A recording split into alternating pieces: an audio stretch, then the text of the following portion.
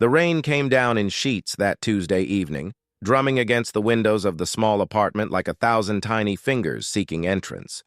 Maya stood at her kitchen sink, her hands submerged in soapy water, staring at nothing in particular. At 28 years old, she had perfected the art of invisibility. Not the magical kind from fairy tales, but the painful, everyday sort that comes from being overlooked, dismissed, forgotten. She had what people politely called an unfortunate face. Her features seemed mismatched, as if assembled by a committee that couldn't agree on a unified vision. Her nose was too prominent, her eyes set too far apart, her chin too weak. Acne scars from a brutal adolescence marked her cheeks like a map of old battles lost. Her hair, thin and mousy brown, refused to cooperate with any style she attempted. And her body, heavy and shapeless, completed the picture of someone the world had decided wasn't worth a second glance. Maya had learned early that beauty opened doors, and the lack of it kept them firmly shut. In school, she'd been the girl who ate lunch alone, who was picked last for teams, who received pity valentines from teachers trying to ensure no child felt left out. As an adult, she'd become the reliable co-worker, the great personality, the friend guys confided in about the girls they actually wanted to date. She was background noise in her own life, a supporting character in everyone else's story. The soap bubbles popped silently as she dried her hands on a threadbare towel. Through the thin walls of her apartment building, she could hear her neighbors living their lives, the couple upstairs arguing about whose turn it was to take out the trash, the college students next door playing music too loud, the young family below, their baby crying, then quieting, probably nestled in loving arms. Normal sounds of normal lives, lives that included other people. Maya's apartment was a one-bedroom unit on the third floor of a building that had seen better days. The carpet was stained, the paint was peeling, and the heater only worked when it felt like it. But it was hers, and more importantly, it was affordable on her salary as a data entry clerk at an insurance company, a job where she sat in a cubicle, interacting with computers more than people. Perfect for someone like her. She had just settled onto her worn couch with a microwave dinner and her laptop when the knock came. 3 sharp raps on the door. Maya froze, fork halfway to her mouth. No one knocked on her door. Ever. Her parents had passed away years ago in a car accident. She had no siblings. Her few acquaintances from work certainly wouldn't drop by unannounced. Probably someone at the wrong apartment. The knock came again, more insistent this time. Maya set down her dinner and approached the door cautiously. Through the peephole, she saw a man standing in the hallway, soaked from the rain. But what struck her wasn't his wetness. It was his height. He was a little person, she realized, probably around 4 feet tall. He held a small girl in his arms, her head resting on his shoulder, her tiny body wrapped in a jacket that was clearly his, dwarfing her small frame. Maya opened the door a crack. "Can I help you?" The man looked up at her with eyes that held a desperate kind of hope. His face was kind, weathered with worry lines, but softened by an inherent gentleness. "Please," he said, his voice hoarse. "I'm so sorry to bother you. I'm your new neighbor. Just moved into 3B today. My daughter, Emma, she's burning up with fever. I've been trying to get her medicine, but the pharmacy downstairs is closed and I don't have a car, and the buses have stopped running because of the storm, and He paused, taking a shaky breath. "I saw your light on. Do you have any children's fever reducer? Anything? I'm begging you." Maya's heart clenched. The little girl in his arms couldn't have been more than 4 years old, her cheeks flushed red, small whimpers escaping her lips. Without hesitation, Maya opened the door wide. Come in out of the rain. Let me see what I have." The man stepped inside, water pooling beneath his feet. "I'm Daniel," he said. "Daniel Morrison. And this is Emma. I'm so sorry about the water. I'm making a mess." "Don't worry about it. Maya said, already moving toward her bathroom cabinet. I'm Maya. Let me check. I think I have some children's ibuprofen. My friend left it here once when she visited with her son. She rummaged through the cabinet, pushing aside expired cold medicines and half-used tubes of ointment. Here, it's not expired. This should help. She returned to the living room where Daniel had sat down on the edge of her couch, still holding Emma. The girl's eyes were closed, her small face scrunched in discomfort. Maya knelt down to their level, reading the dosage instructions on the bottle. How old is she? 4. Just turned 4 last month. Maya measured out the proper dose in the little cup. Emma, sweetie, can you take this medicine? It'll make you feel better. Her voice, so often silent, came out surprisingly gentle. Emma opened her eyes, glassy with fever, and looked at Maya. For a moment, the little girl just stared. Then, with effort, she whispered, "You're pretty."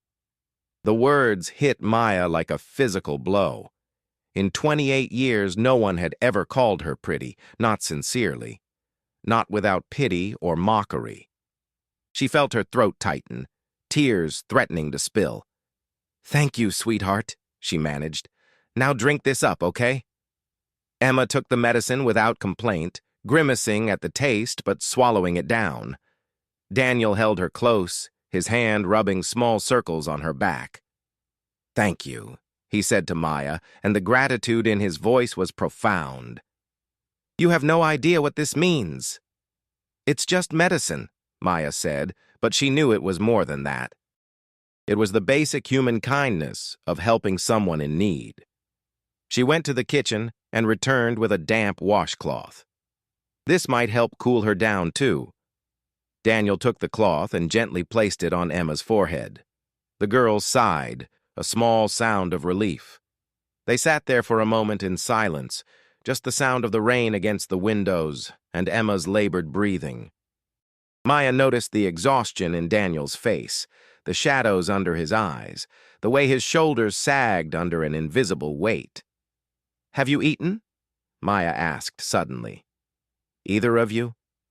Daniel shook his head. "We've been unpacking all day. I meant to grab something, but then Emma started feeling sick and He trailed off, looking down at his daughter with such love that Maya felt something crack inside her chest. "I have leftover pizza," Maya lied. She actually had a frozen pizza she'd been saving, but she could buy another. "Let me heat it up. You both should eat something." "I couldn't impose." "You're not imposing, I'm offering." Maya moved to the kitchen before he could protest further. She preheated the oven and slid the frozen pizza in, then put on a pot of coffee. While she waited, she found herself stealing glances at Daniel and Emma. The way he held his daughter, the tender concern in every gesture, the quiet strength in his presence despite his own exhaustion, it spoke of a love that was deep and unwavering. When the pizza was ready, Maya brought it out with paper plates and napkins. Emma was already looking better, her color returning to normal, her eyes more alert. The medicine was working. "Pizza!"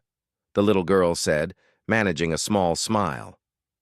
Daniel carefully set her down on the couch, propping pillows around her. "Just a little bit, Munchkin. We don't want to upset your tummy." They ate in comfortable silence for a few minutes. Then Daniel spoke, his voice soft. "This building doesn't have many young people. Most of the apartments are rented by older folks or students who are never home. When I saw your light, I took a chance. Thank you for taking that chance on us." "Where did you move from?" Maya asked. "Across town. I was renting a room in a shared house, but it wasn't working out. The landlord kept raising the rent, and it wasn't a good environment for Emma. This place isn't fancy, but it's ours. Our own space." He smiled, though it was touched with sadness. "It's been just the two of us for almost 2 years now. Her mother left when Emma was 2. Said she couldn't handle being tied down, couldn't handle having a child, couldn't handle—" He gestured to himself. "Being with someone like me." The pain in his voice was raw, familiar. Maya recognized it because she carried the same kind of wound. I'm sorry, she said quietly. Daniel shrugged, a gesture that tried for nonchalance but missed. Emma's better off without someone who didn't want her. We're doing okay. It's hard sometimes being a single dad, especially. He paused, then continued with careful honesty. Especially when the world already sees you as less than. Being a little person comes with its own set of challenges. Add single fatherhood to that, and people make assumptions. They see me with Emma and think I'm her brother, or they ask if I'm babysitting my daughter. They don't believe I'm capable of caring for her properly. I've had CPS called on me twice by concerned busybodies who thought a little person couldn't possibly be an adequate parent. The anger and hurt in his words resonated with Maya's own experiences. People can be cruel, she said. They judge based on what they see on the outside, never bothering to look deeper. Daniel met her eyes, and in that moment, something passed between them, a recognition, an understanding of what it meant to be judged and found wanting through no fault of your own. You understand, he said simply. I do, Maya replied, and she did. Perhaps more than anyone else he might have knocked on that night. Emma had finished her small slice of pizza and was now curled up against the couch cushions, her eyes drooping. The fever had broken, and she was sliding into the exhausted sleep that follows illness. Daniel gathered her into his arms, standing. We should go. You've done so much already, and I've taken up enough of your evening. Wait, Maya said. She went to her linen closet and pulled out a spare blanket, one of the few nice things she owned. Take this. For Emma. I noticed your apartment door was open earlier. I'm sure moving day didn't include getting all the beds made up properly. Daniel's eyes grew suspiciously bright. You're very kind, he said. We'll return it tomorrow. No rush, Maya said. She walked them to the door. Before leaving, Daniel turned back. Maya, would you like to come over for dinner sometime? Nothing fancy, just my way of saying thank you properly. Emma makes a mean mac and cheese, the kind from the box with the powdered cheese that glows in the dark. Maya smiled, a real smile that felt strange on her face, like using muscles she'd forgotten existed. I'd like that. Tomorrow? If Emma's feeling better? Tomorrow, Maya agreed. After they left, Maya stood in her apartment, staring at the closed door. The evening had been unexpected, strange, and somehow significant in a way she couldn't quite name. For the first time in years, she'd felt seen. Not judged, not pitied, just seen. Emma's innocent declaration that she was pretty echoed in her mind. The child had meant it. There had been no guile in her fever-bright eyes, no manipulation, just honest perception. Maya cleaned up the dinner dishes and got ready for bed, but sleep didn't come easily. She kept thinking about Daniel's face, the exhaustion and determination etched into his features, the fierce love he had for his daughter. The way he'd trusted her, a stranger, with his child's well-being, the shared understanding of being different, of being judged, of fighting every day just to prove you had the right to exist in the space you occupied. The next morning, Maya woke with an unfamiliar feeling fluttering in her chest. It took her a moment to identify it. Anticipation. She was looking forward to something. She went through her usual routine, showering, dressing in her oversized, shapeless clothes, eating breakfast, but everything felt different. She found herself wondering what to wear to dinner at Daniel's apartment. Then she laughed at herself. It was mac and cheese with a 4-year-old and her father. It didn't matter what she wore, but it did matter. That was the thing she was starting to realize. It mattered to her. Work that day dragged by. Maya sat at her cubicle, entering data into spreadsheets, her mind wandering to the evening ahead. Her co-worker, Sandra, a pretty blonde who'd always been friendly in that superficial way people are when they're being polite, stopped by her desk. Someone's in a good mood today, Sandra observed. You've been smiling at your computer screen for the last hour. Maya hadn't even realized she was smiling. Just Had a nice evening yesterday, she said. Oh, do tell. Sandra leaned against the cubicle wall, genuinely interested. Sandra was engaged to a handsome lawyer and spent most of her break time planning her upcoming wedding. She'd never been unkind to Maya, but their conversations rarely went beyond work topics. They existed in different worlds. My new neighbor needed help with his sick daughter. I had some medicine, Maya said, downplaying it. That was nice of you. See? You're so thoughtful. That's why everyone likes you. Sandra's phone buzzed and she glanced at it, her face lighting up. Oh, my fiancé wants to know what I want for dinner. He's so sweet. Anyway, I've got to run. Have a good evening, Maya. And just like that, Sandra was gone, back to her life where people wanted to have dinner with her, where fiancés texted to ask about meal preferences, where beauty opened all the doors that mattered. Maya felt the familiar sting of exclusion, but pushed it away. She had dinner plans, too. They counted. They mattered. When 5 o'clock finally arrived, Maya gathered her things and headed home. She stopped at the small grocery store near her building, picking up a bottle of juice for Emma and a small bouquet of flowers on impulse. They were cheap supermarket flowers, carnations and daisies, but they added a splash of color. When was the last time she'd bought flowers? Never, she realized. No one had ever given her flowers, and she'd never bought them for herself. Why would she? Who was there to enjoy them? Back in her apartment, Maya changed into clean jeans and a simple sweater, then immediately changed again, feeling foolish. She was overthinking this, but as she caught sight of herself in the mirror, she paused. Emma had called her pretty. A child's innocent eyes had seen something different than what the world saw. Maybe it was time to see herself differently, too. She brushed her hair more carefully than usual, even applying a touch of the makeup she rarely wore, just some mascara and lip gloss. It didn't transform her. She still saw the same face she'd always had, but perhaps it looked a little softer, a little less defeated. That would have to be enough. At 6 o'clock, Maya knocked on the door of apartment 3B. She heard scrambling inside, then Emma's voice calling, "Daddy, she's here. Maya's here." The door opened, and Daniel stood there with Emma peeking out from behind his legs. The girl looked completely recovered, her eyes bright, her color healthy. She was wearing a princess dress that had seen better days, complete with a plastic tiara perched crookedly on her head. "You came!" Emma squealed, launching herself at Maya's legs and hugging them. Maya laughed, surprised and touched by the enthusiastic greeting. "Of course I came. I heard there was going to be world-famous mac and cheese." "I helped make it," Emma declared proudly. "I stirred the cheese powder." Daniel smiled, and Maya noticed how his whole face transformed when he smiled, how the worry lines smoothed out, how his eyes crinkled at the corners, how genuine warmth radiated from him. "Come in, please. Excuse the mess. We're still unpacking."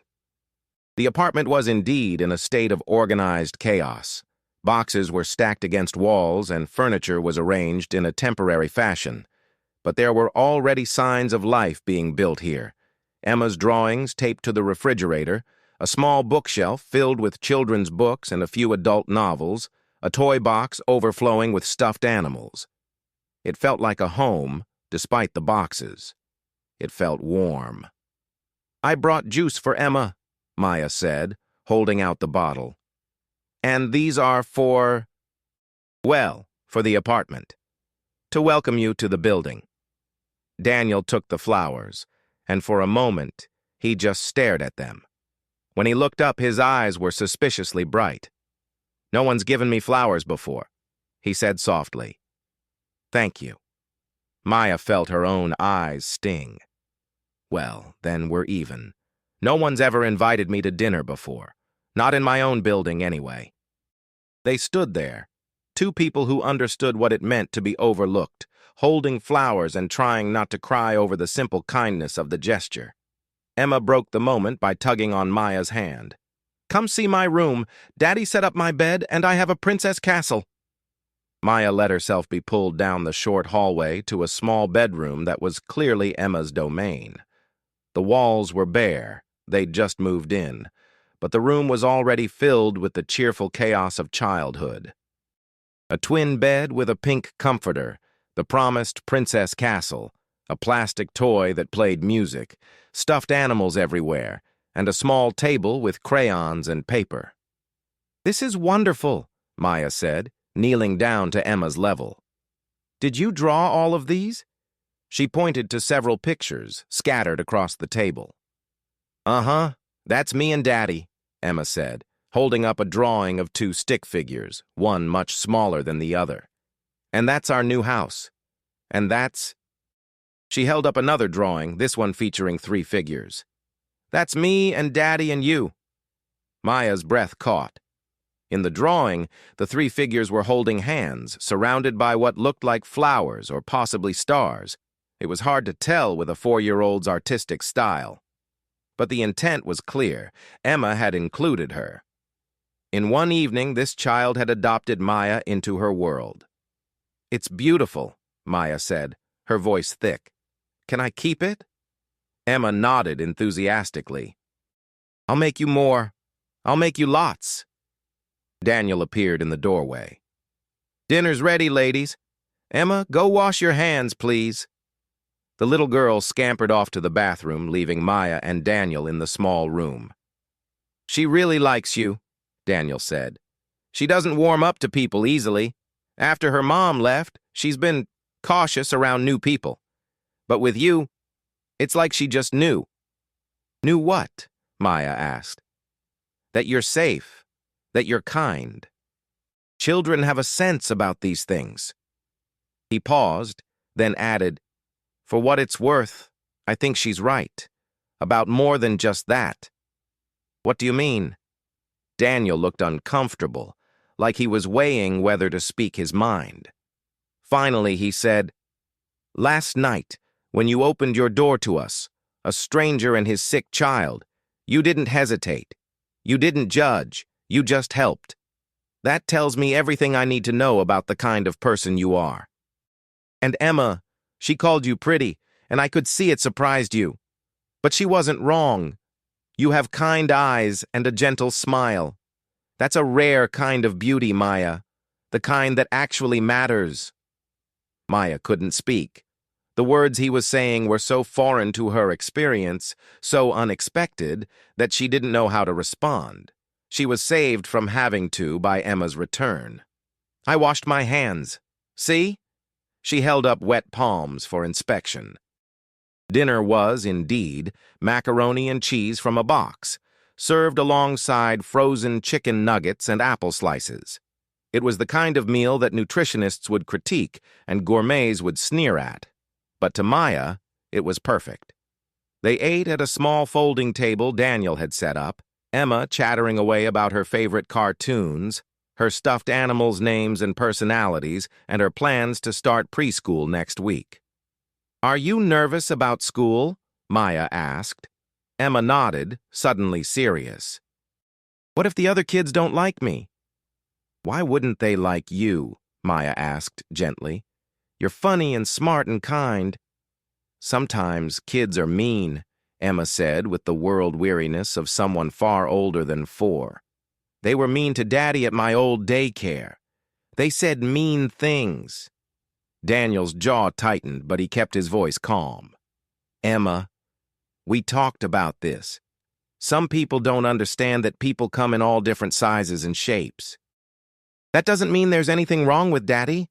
It means those people need to learn more." "I told them my daddy is the best daddy in the whole world," Emma said fiercely. "But they still laughed."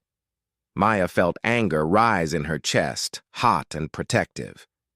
"You know what I think?" she said to Emma. "I think the best people, the ones really worth knowing, are the ones who see what's in here." She pointed to her heart. "Not what's out here." She gestured to her face. "And anyone who can't see how lucky you are to have a daddy who loves you so much isn't worth your time." Emma considered this, then nodded. You're really smart, Maya. She's right, you know, Daniel said quietly, looking at Maya. About what really matters. After dinner, Emma insisted on showing Maya her favorite movie, an animated film about a princess who didn't need rescuing.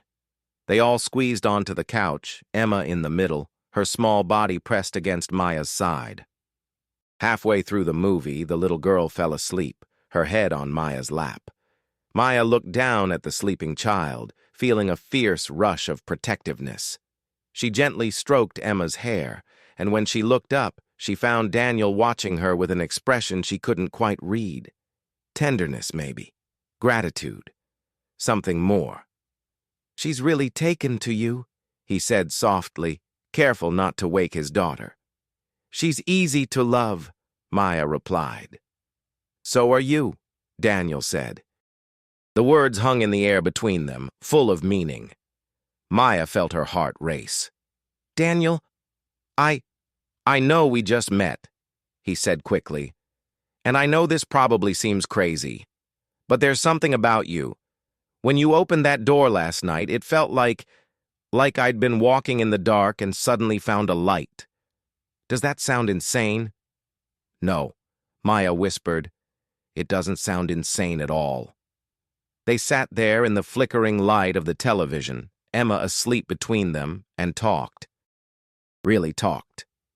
Daniel told her about his childhood, about being born with achondroplasia, about the surgeries and the pain and the constant awareness of being different, about the way people stared, the way they assumed he couldn't do things, the way they treated him like a child, despite being a grown man with a college degree and a good job as an accountant. He told her about meeting Emma's mother in college, about thinking he'd found someone who saw past his height, only to realize too late that she'd viewed him as a novelty, a rebellion against her conservative parents.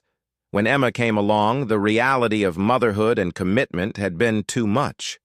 She'd left in the middle of the night, and they hadn't heard from her since. Daniel had been granted full custody by default. She'd simply disappeared. Maya shared her own story.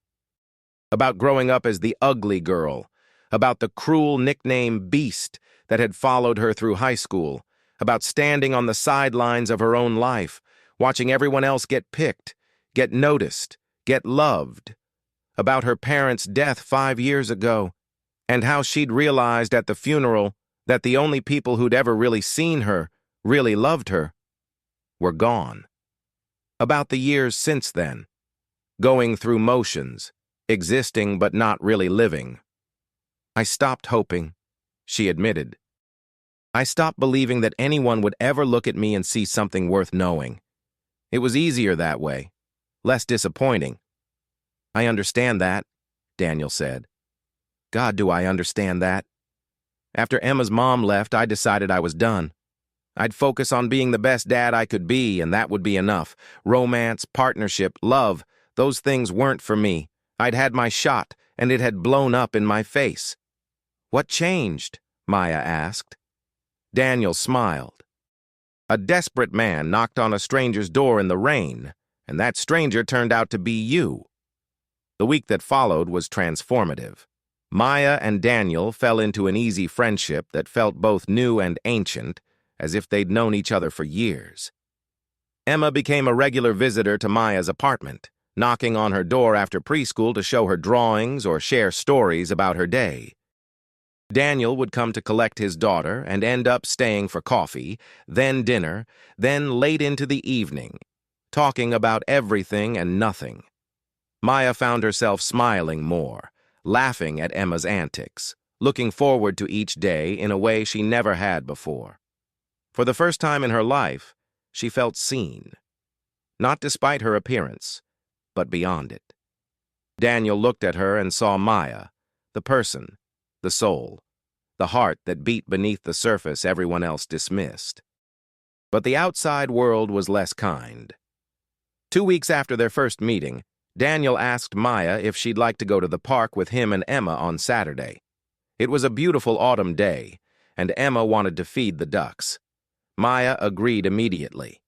At the park, they walked together, Emma between them, holding both their hands. To anyone watching, they must have looked like an odd family, the little person, the homely woman, and the small child. And people did watch.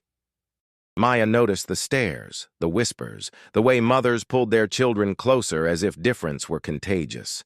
Emma was oblivious, delighted by the ducks and the playground. She ran ahead to the swings, calling for Daniel to push her. As he did, two women sitting on a nearby bench made no effort to lower their voices. "That's sad," one said. "What is?" the other asked. "That little girl, having a freak show for parents." Maya's blood ran cold.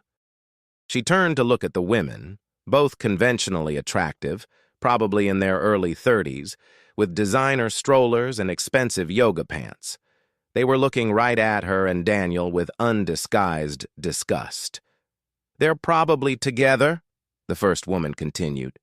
"I mean, who else would have them, right?" "It's irresponsible," the second woman agreed. "Bringing a child into that situation. That little person probably can't even properly care for her. And that woman, did you see her face? The poor kid." Maya felt like she'd been slapped. Every old wound reopened, every painful memory resurfaced. She wanted to shrink into herself, to disappear, to run away. But then she saw Daniel's face. He'd heard them too. His expression was carefully neutral, but she could see the pain in his eyes, the way his shoulders had tensed, the way his hands had tightened on the swing's chains. Emma blessedly hadn't heard. She was laughing, calling out, "Higher, Daddy! Higher!" Something inside Maya snapped. Not broke, hardened. She walked over to the two women, her heart pounding, her hands shaking, but her voice steady. "Excuse me?" she said. The women looked up, startled. "Yes?" the first one said, her tone dismissive. "I couldn't help but overhear your conversation," Maya said, "and I wanted to thank you." "Thank us?" The woman looked confused. "Yes. Thank you for providing such a clear example of what ignorance and cruelty look like, so that when that little girl asks me someday why some people are mean, I'll be able to tell her it's because they're so empty inside that the only way they can feel better about themselves is by tearing others down. Thank you for showing me that beauty really is only skin deep, because you're both lovely on the outside and absolutely ugly where it counts." The women's mouths dropped open. Before they could respond, Maya continued, "That little person you're talking about is one of the best men I've ever known. He's a devoted father, he works hard, and he has more kindness and strength in his little finger than you have in your entire bodies. And as for me, yes, I'm not pretty. I know that. I've known it my whole life, but I'd rather be kind than pretty any day because kindness lasts, beauty fades, and when yours does, all that will be left is the ugliness inside." She turned and walked back to Daniel, her legs shaking so badly she thought she might fall. Behind her, she heard one of the women sputter, "Well, I never—" Daniel was staring at her with something like awe. "Maya," he said softly, "you didn't have to do that." "Yes, I did," she said. "I'm so tired of people like that, so tired of being made to feel less than, and I'm tired of watching them make you feel that way too." Emma had jumped off the swing and was now tugging at Maya's hand. "Why were you talking to those ladies? They look mean." "Sometimes, sweetheart, we have to stand up to mean people," Maya said, "so they know their meanness won't win." Daniel reached out and took Maya's hand, squeezing it gently. "Thank you," he said. "No one's ever defended me like that before." "Get used to it," Maya said, surprised by her own fierceness. "Because I'm not going to let anyone treat you or Emma badly, not anymore." They left the park soon after, but something had shifted. Maya had found her voice, and with it, a strength she didn't know she possessed. And Daniel looked at her with new eyes, seeing not just kindness, but courage, not just gentleness, but fierce protectiveness. That evening, after Emma was in bed, Daniel knocked on Maya's door. When she opened it, He stood there for a moment, just looking at her. "Can I come in?" he asked. "Of course." He entered, then turned to face her. "Maya, I need to tell you something, and I need you to let me say it all before you respond, okay?" Maya nodded, her heart racing. "I know we've only known each other a few weeks. I know this is fast, probably too fast. But I can't stop thinking about you. When I wake up in the morning, you're my first thought. When something good happens, you're the person I want to tell. When Emma laughs, I want you there to hear it. You've become so important to me, to us, in such a short time, and it scares me because what if I'm wrong? What if I'm seeing things that aren't there? What if this is just gratitude or loneliness or—" "Daniel," Maya interrupted gently. "I said let me finish," he protested, but he was smiling. "I love you," Maya said simply. The words, once spoken, felt right. True. I love you, and I love Emma, and I know it's fast and probably crazy, but I don't care. For the first time in my life, I feel like I'm actually living instead of just existing. You see me, not what I look like, not what the world says about me, but me. And I see you too. I see a man who loves his daughter with his whole heart, who works hard, who's been hurt, but hasn't let it make him bitter. I see someone brave and kind and wonderful. And if you're willing to take a chance on this, on us, then so am I." Daniel let out a breath he seemed to have been holding for weeks. He stepped closer, looking up at her, the height difference still there, still noticeable, but suddenly utterly irrelevant. "Can I kiss you?" he asked. Maya's eyes filled with tears. No one had ever asked to kiss her. No one had ever wanted to. "Yes," she whispered. He reached up and she leaned down, and their lips met in a kiss that was gentle and sweet and full of promise. It wasn't a kiss from a fairy tale with fireworks and swelling music. It was better, real, honest, two people who'd been broken by the world finding wholeness in each other. When they pulled apart, both were crying. "I never thought," Maya said. "I never thought anyone would want me like this." "I never thought I'd find someone who understood," Daniel said, "who got what it's like to be judged before anyone bothers to know you, who would love Emma like she was their own. I do love her. I love you both." They stood there, holding each other, and for the first time in both their lives, they felt completely accepted, completely loved. The months that followed weren't always easy. The world didn't suddenly become kind just because they'd found each other. There were more incidents like the one at the park, cruel comments, ignorant questions, assumptions and judgments from strangers who couldn't comprehend their relationship. People asked Daniel if Maya was his caregiver. They asked Maya if she was volunteering with special needs families. Waiters assumed they weren't together. Store clerks treated them like oddities, but they faced it together. Maya learned to hold her head high, to respond to cruelty with dignity, to protect her new family with the same fierceness she'd shown at the park. Daniel learned to accept help, to let someone love him not despite his height, but simply as part of who he was. And Emma, sweet Emma, blossomed with two adults who adored her. 6 months after that rainy night when Daniel had knocked on Maya's door, he proposed. It wasn't a grand gesture, no restaurant, no audience, no elaborate planning.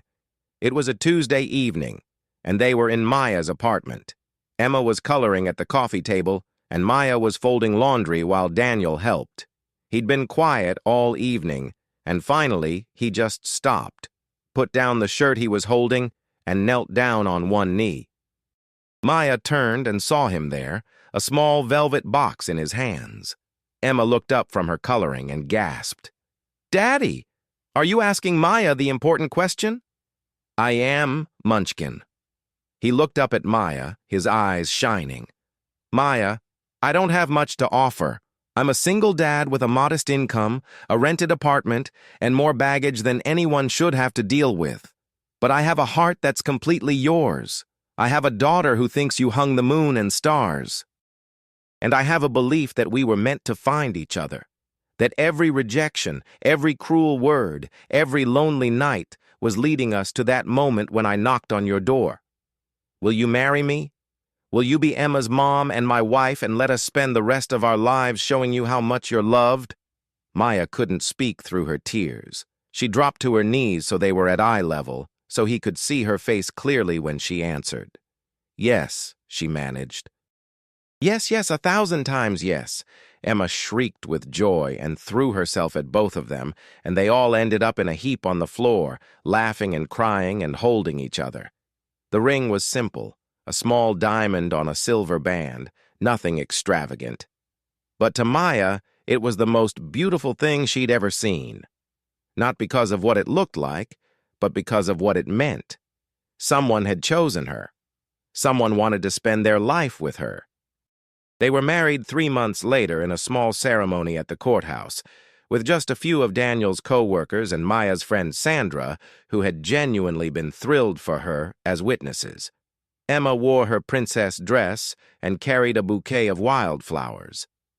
Maya wore a simple white dress that she'd bought off the rack, nothing designer, nothing expensive. But when Daniel looked at her walking toward him, his face lit up like she was the most beautiful bride in the world. The judge who married them was an older woman who'd seen countless weddings. But later, she told them theirs was special. "I've married movie stars and models," she said. "I've married wealthy couples in $1,000 suits. But I've never seen two people look at each other the way you two do. Like you can't quite believe your luck. That's the kind of marriage that lasts." She was right. Maya and Daniel's marriage wasn't perfect. No marriage is. They had disagreements about money, about parenting styles, about whose turn it was to do the dishes. Daniel sometimes withdrew when he was hurting, reverting to old habits of not wanting to burden anyone. Maya sometimes doubted herself, old insecurities creeping in when women flirted with Daniel at the office or when she caught sight of herself in the mirror and wondered what he saw in her. But they always came back to each other. They always talked it through. And they never let the sun set on their anger or their doubt, because they both knew how rare it was to find someone who truly saw you, who truly loved you, who chose you every single day not despite your differences, but because of everything you were. Emma started kindergarten that fall, and Maya was there for her first day, holding her hand as they walked into the classroom. Some of the other parents stared. Some whispered. But Emma, holding tight to Maya's hand, announced proudly to anyone who would listen, "This is my mom. She's the best mom in the whole world." Maya's eyes filled with tears. They often did these days, but now they were happy tears. Emma called her mom. This child, who she'd met only a year ago, had claimed her as family, had given her a title that she'd never thought she'd have. One of the other mothers, a kind-faced woman with gray streaking through her dark hair, approached them. "First day is always hard," she said sympathetically. "I'm Janet. My son, Marcus, is in Emma's class." "I'm Maya. It's nice to meet you." "Emma is lucky to have you," Janet said simply. "I can tell just by watching you two together. That's real love." It was the first time another parent had treated Maya like she belonged, like she was just another mother dropping her child off at school. It was a small thing, maybe, but it meant everything. That evening, after Emma was in bed, Maya and Daniel sat on their balcony. They'd moved to a larger apartment when they'd gotten married, one with a small balcony overlooking the city. It wasn't much of a view, mostly rooftops and telephone wires, but it was theirs. "Do you ever think about how different our lives would be if that storm hadn't happened?" Maya asked. "If Emma hadn't gotten sick that night?" Daniel took her hand, threading his fingers through hers. "I think we would have found each other eventually. Maybe not that night, but some night, some moment. Because this feels too right to be random chance." "Do you believe in fate?" Maya asked. "I didn't used to," Daniel admitted. "I thought fate was something people made up to make sense of things. But now I think maybe we were always meant to find each other. Two people who understood what it meant to be invisible, coming together and making each other seen. Maya leaned her head on his shoulder. I'm glad you knocked on my door. I'm glad you opened it. They sat in comfortable silence, watching the sun set over their little corner of the city. In the apartment behind them, Emma slept peacefully, secure in the knowledge that she was loved. And here, on this balcony, two people who had been told by the world that they were less than, that they were not enough, that they were unworthy of love, these two people had found each other and built something beautiful. Years passed. Emma grew from a little girl into a bright, compassionate teenager who stood up to bullies and befriended the outcasts. She'd learned from her parents that what mattered was the content of someone's character, not the container it came in. She became the kind of person who saw beyond surfaces, who defended the defenseless, who loved without condition. Daniel's career flourished. He'd always been good at his job, but with Maya's support and encouragement, he started his own accounting firm. It was small, but it was his. He specialized in helping small businesses and nonprofits, and word spread about the little person with the big heart who would fight for his clients and always did the right thing. Maya, for her part, discovered a talent she never knew she had. She started volunteering at a community center, teaching art to children with disabilities. She found that she had a gift for seeing the potential in kids that others overlooked, for drawing out creativity in those who'd been told they had nothing to offer. Eventually, she was hired on full-time, and she poured her heart into her work. But more than any professional success, more than any external validation, what mattered most to both of them was the life they'd built together. The family they'd created, the love they shared. On their 10th anniversary, Daniel surprised Maya with a trip back to their old apartment building. They walked up to the 3rd floor, stood outside what used to be apartment 3B, and looked at the door. "This is where it started," Daniel said. "This is where I knocked. Desperate and afraid, not knowing that the person on the other side would change my life forever. I was eating a microwave dinner," Maya remembered, "feeling sorry for myself, wondering if I'd spend my entire life alone. And then you knocked. Thank God I knocked. Thank God I answered." They kissed there in the hallway, two middle-aged people who'd learned that love doesn't care about appearance, that family is built on choice and commitment, that the world's judgment matters less than the truth you hold in your heart. As they walked back to their car, hand in hand, Maya thought about the girl she used to be, the one who'd given up hope, who'd accepted invisibility as her lot in life. That girl was still a part of her.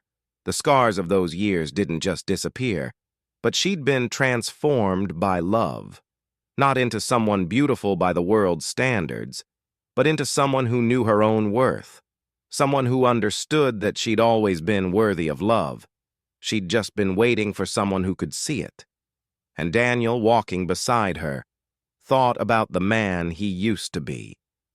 The one who'd believed his height defined his value, who'd let one woman's rejection convince him he was unlovable. That man was still there too, occasionally surfacing in moments of doubt. But he'd learned that love wasn't about finding someone who overlooked your differences. It was about finding someone who embraced all of you, every part, every piece. They went home to Emma, who at 15 was probably too old to need both parents hovering over her, but who still liked having them around. They had dinner together, not fancy, just pasta and salad, and talked about their days. This was their life. Simple, ordinary, beautiful. That night, as Maya got ready for bed, she caught sight of herself in the bathroom mirror. She saw the same face she'd always had. The prominent nose, the wide-set eyes, the acne scars, the features that had never matched society's definition of beauty. But now, when she looked at herself, she saw what Daniel saw, what Emma saw. She saw a woman who was loved, a woman who was strong, a woman who mattered. Still beautiful, she whispered to her reflection, remembering a feverish 4-year-old's innocent declaration on a rainy night 10 years ago. Always beautiful, Daniel said from the doorway, making her jump.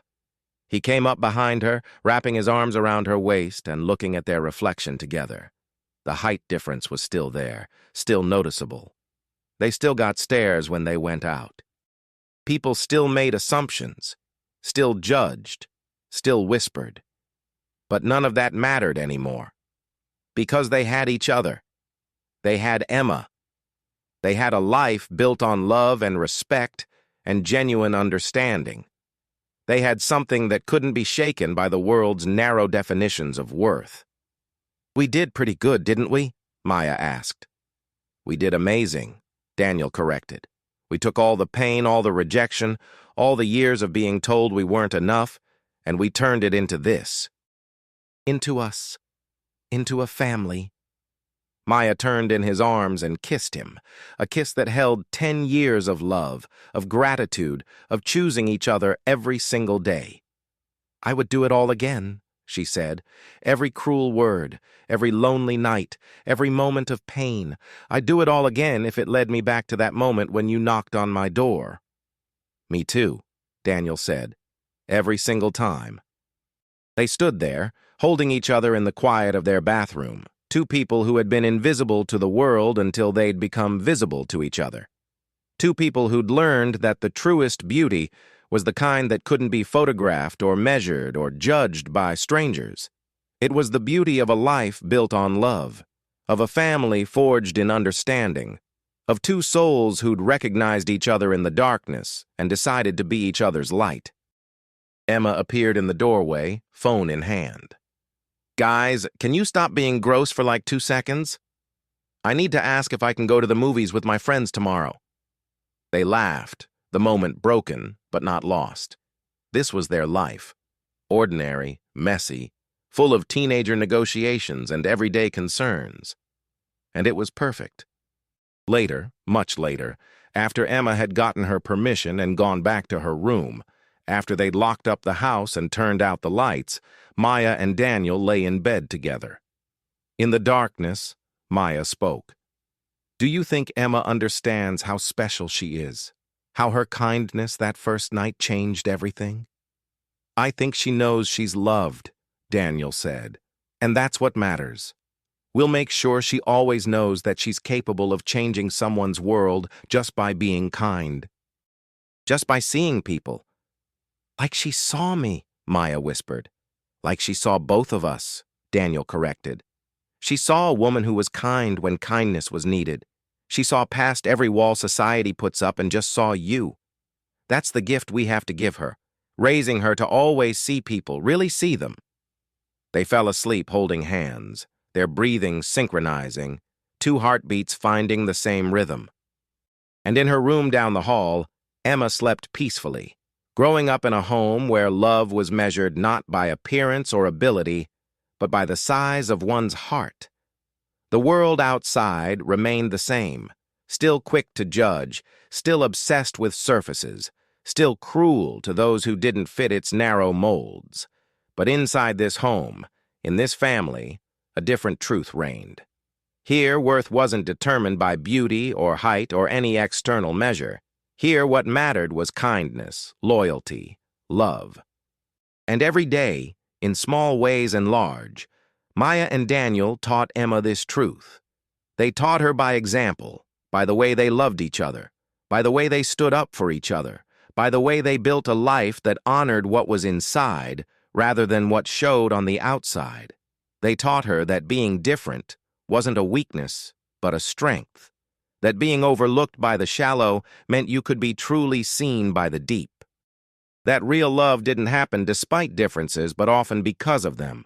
Because differences taught empathy, compassion, understanding. Maya never forgot the girl she'd been, alone in her apartment, eating microwave dinners and believing she'd never matter to anyone. That girl was still a part of her story, an essential chapter in the journey that had led her here.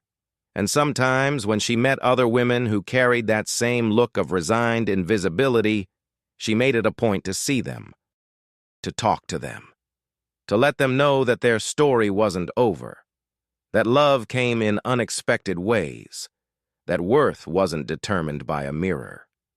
Daniel never forgot the man he'd been, exhausted and desperate, knocking on a stranger's door with his sick daughter in his arms. He remembered the vulnerability of that moment, the fear that he might be turned away, the relief when kindness answered. And he made sure to be that kindness for others, to see people's humanity before their differences, to help when help was needed, to never let his own pain make him blind to others' struggles. And Emma grew up knowing, deep in her bones, that she lived in a home built on the radical idea that everyone deserved to be seen, to be loved, to be valued. She carried that knowledge into the world, and it made her kinder, braver, better. This was their legacy, not wealth or fame or conventional success, but a family built on love that the world said shouldn't exist, a love that proved the world wrong. So if this story touched your heart, I want to hear from you. Tell me in the comments where you're watching from, what part of this journey moved you most? Was it that first knock on the door? Emma's innocent declaration of Maya's beauty? The moment they stood up to cruelty at the park? Or maybe it was the quiet, everyday moments of a family choosing each other, over and over again. Your thoughts mean everything to us. Every comment, every story you share about your own experiences with being seen or being invisible, about finding love in unexpected places or learning that worth comes from within, these connections are what make this community special. And if you believe in stories like this, stories that remind us what really matters in life, then hit that like button. Share this video with someone who needs to hear that they're worthy of love exactly as they are. Subscribe to the channel so we can keep bringing you stories that celebrate the beauty of the human heart, the kind of beauty that can't be measured or judged or diminished by anyone's opinion. Because at the end of the day, we're all just looking for what Maya and Daniel found. Someone who sees us, really sees us, and chooses us anyway. Or better yet, chooses us not in spite of who we are, but because of it. Thank you for being here. Thank you for opening your heart to this story. And remember, your worth isn't determined by what you see in the mirror. It's determined by the love you give, the kindness you show, and the courage you have to keep believing that you matter. Until next time, keep seeing people, really seeing them. You never know whose life you might change just by noticing they exist.